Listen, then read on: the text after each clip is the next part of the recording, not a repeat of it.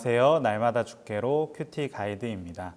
우리의 삶을 인도하시는 주님의 은혜를 사모하며 변함없는 사랑으로 우리를 돌보시는 그 말씀 앞에 나아가는 한 주가 되기를 소망합니다. 이번 주간에는 요한복음 13장 1절에서 30절 그리고 신명기 5장 13절에서 33절의 말씀을 함께 우리가 묵상하게 됩니다. 요한복음 말씀을 통해서는 제자들의 발을 씻기며 끝까지 사랑하시는 예수님의 십자가의 사랑과 겸손의 섬김을 우리가 마주하게 되며, 이어지는 신명기 말씀을 통해서는 우리를 살리시고 복주시기 위해 허락하신 십계명과 언약의 말씀을 대하게 됩니다. 신약의 예수님께서 보여주셨던 그 은혜와 사랑, 그리고 구약에서 주신 하나님의 법과 경외함은 결코 나눌 수 있는 것이 아닙니다. 우리를 위해 자신을 낮추신 그 깊은 사랑을 깨달은 자만이 기쁨으로 하나님의 계명에 순종할 수 있기 때문입니다. 이번 한 주 우리를 끝까지 사랑하사 종의 모습으로 다가오신 예수님을 깊이 만나며 그 사랑에 힘입어 하나님의 생명의 말씀에 온전히 순종하며 살아갈 수 있는 우리 모든 맑은 생광천교회 성도님들과 제가 될 수 있기를 바랍니다. 월요일 말씀은 요한복음 13장 1절에서 11절까지의 말씀입니다. 6월절 전에 예수님께서는 세상을 떠나 아버지께로 돌아갈 때가 이른 줄 아시고 세상에 있는 자기 사람들을 사랑하시되 끝까지 사랑하심을 보여주십니다. 그 사랑의 절정이 다름 아닌 제자들의 발을 씻기는 행위로 나타나게 됩니다. 당시에 발을 씻긴다는 것은 가장 천한 종이 하던 행동입니다. 그러나 창조주이신 예수님께서 겉옷을 벗고 수건을 허리에 두르신 채 제자들의 더러운 발을 씻기십니다. 베드로가 이를 극구 만류하자 예수님께서는 내가 너를 씻어주지 아니하면 내가 나와 상관이 없다라고 8절에서 말씀하시죠. 예수님이 우리의 죄와 허물을 씻어주시지 않으면 결코 주님과 생명의 관계를 맺을 수 없다라는 것입니다. 그리고 또한 예수님께서는 이미 목욕한 자, 즉 구원받은 자라도 매일 발을 씻어야 함을, 일상의 회개 가운데 나아가야 함을 말씀하시는 것처럼 우리는 매일 십자가의 은혜 앞에 나아가 우리의 교만과 죄악을 씻어내는 회개의 은혜가 있어야 할 것입니다. 이 회개의 은혜를 깨닫고 실천하는 하루가 되기를 소망합니다. 화요일 말씀은 요한복음 13장 12절에서 20절까지의 말씀으로 제자들의 발을 다 씻기신 후에 옷을 입으시고 다시 앉아 이 행동의 참된 의미를 가르쳐 주시는 예수님의 모습이 나타납니다.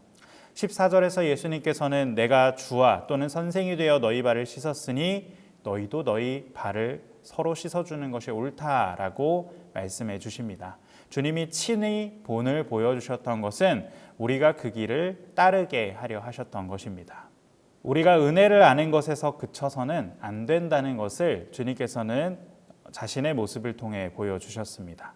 17절의 말씀처럼 너희가 이것을 알고 행하면 복이 있으리라 라고 선언하여 주시는 것을 기억한다면 머리만이 아닌 내 손과 발이 움직여 이웃과 지체를 섬기고 또 덮어주고 그를 위해 살아갈 수 있는 신앙인이 되어야 한다는 것입니다.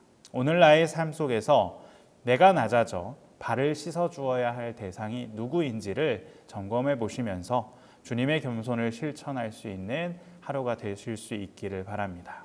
수요일 말씀은 요한복음 13장 21절에서 30절까지의 말씀입니다. 예수님께서 심령이 괴로워하시며 너희 중 하나가 나를 팔리라 라는 어찌 보면 제자들 사이에서의 폭탄 선언을 던지십니다. 끝까지 사랑하시며 발까지 씻어주셨음에도 불구하고 가룟 유다의 마음에는 이미 사탄이 주는 생각, 즉 예수를 팔려는 배신이 싹트고 있었던 것입니다. 예수님께서 떡 한 조각을 적셔 유다에게 주실 때 사탄이 그 속에 들어갔고 유다는 무리를 떠나 밤의 어둠 속으로 나아가게 되는 장면을 우리는 보게 됩니다. 30절에 표현하는 것처럼 유다가 그 조각을 받고 곧 나가니 밤이러라 라는 이 말씀은 참된 빛이신 예수님을 떠나 캄캄한 영혼의 상태 가운데 나아가는 유다의 모습을 보는 것 같아 마음을 안타깝게 합니다. 우리는 이 본문을 보며 두려운 마음으로 스스로를 돌아보아야 할 것입니다. 나 역시 교회 공동체 안에 머물며 주님의 은혜를 누리면서도 주님의 가르침을 받으면서도 여전히 세상의 이익과 내 욕심을 위하여서 예수님을 등지고 세상의 어둠 속으로 걸어가려 하고 있지는 않은지 우리의 모습을 돌아보며 내 안에 작은 유다의 모습은 없는지 회개함으로 생명에 비치신 주님 곁에 머물기를 결단하는 그러한 하루가 되실 수 있기를 바랍니다. 목요일 말씀은 신명기 5장 13절에서 21절의 말씀으로 시내산에서 주셨던 십계명을 모세가 출애굽 2세들에게 다시 한번 선포하는 장면 중에서 특별히 안식일 규례부터 마지막 계명까지를 다루고 있는 본문입니다.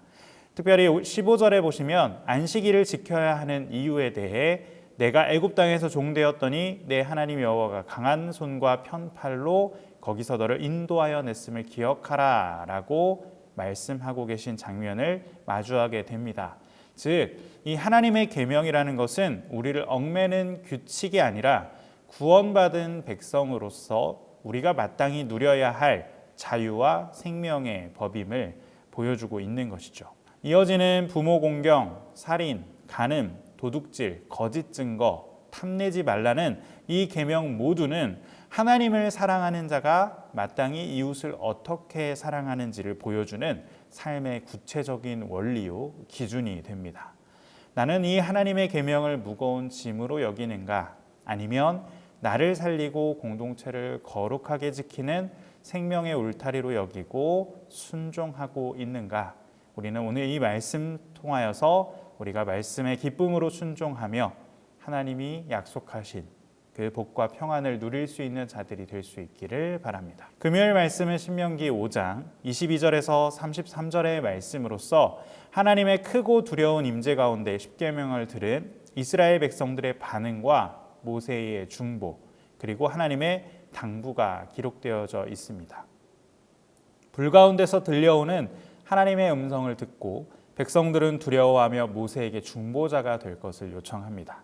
하나님은 이들의 경외하는 마음을 기쁘게 받으시며 29절에서 다만 그들이 항상 이 같은 마음을 품어 나를 경외하며 내 모든 명령을 지켜서 그들과 그 자손이 영원히 복받기를 원하노라 라고 선포해 주십니다. 하나님의 가장 큰 소원은 그들이 두려움에 떨며 하나님의 율법을 순종하는 것이 아닌 거룩한 경외함을 가지고 그분의 말씀에 순종하여 영원한 복을 누리는 것을 주님께서는 원하셨다는 것을 봅니다. 33절의 말씀처럼 하나님 여호와께서 명령하신 그 모든 도를 온전히 행할 때 우리는 살 것이며 복이 우리에게 임할 것이다 라는 이 말씀이 바로 우리의 삶의 말씀이 되어야 할 것입니다. 오늘 하루 그리고 우리의 삶이 하나님을 경외하는 하나님을 온전히 경외하는 삶으로 매 순간 주님의 뜻을 구하고 주님께 순종하는 자리로 나아가야 할 것입니다. 이번 주간 이 말씀들을 함께 묵상하시면서 제자들의 발을 씻기신 예수님의 그 한없는 사랑과 우리를 살리기 위해 주신 생명의 계명을 기억하는 한 주가 되실 수 있기를 주님의 이름으로 축복을 드립니다. 우리를 끝까지 사랑하셨던 예수님이 그러하셨던 것처럼 우리의 일상 속에서 교만함을 버리고 지체들을 섬기며 어떠한 상황 속에서도 하나님의 말씀을 생명처럼 여기고 순종함으로 살아갈 수 있는 저와 여러분이 되기를 소망합니다.